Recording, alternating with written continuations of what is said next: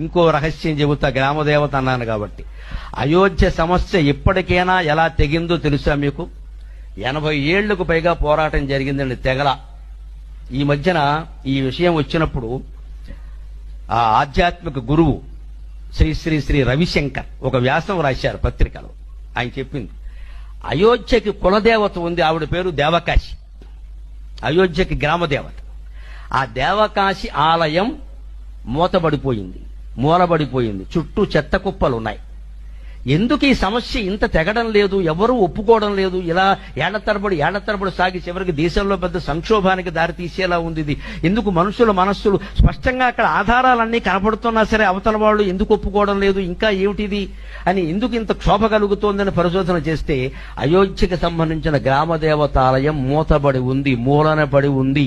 దాన్ని రవిశంకర్జీ గ్రహించుకుని తన శిష్యులకి ఆదేశాలు ఇచ్చి దాన్ని వెంటనే అక్కడ చెత్త కుప్పలు తీయించి ఆ ఆలయాన్ని పునర్నిర్మాణం చేసి అక్కడ ఒక యజ్ఞం చేశారు. ఆ తర్వాత 15-20 ఏళ్లకి ఈ కేసులో అంతిమమైన తీర్పు వచ్చింది. గ్రామదేవతల ఆరాధనని అశ్రద్ధ చెయ్యకండి దయచేసి. గ్రామదేవతల ఉత్సవాల్లో అన్ని వర్ణాల వాళ్ళు పాల్గొని ఆవిడ ముత్యాలమ్మ కావచ్చు, పోలేరమ్మ కావచ్చు, ఎవరైనా కావచ్చు, ఆవిడే పరబ్రహ్మస్వరూపం అని ఆరాధన చేయండి. ఖచ్చితంగా మీ కుటుంబాలన్నీ బాగుంటాయి, మీ కుటుంబాలన్నీ బాగుంటాయి.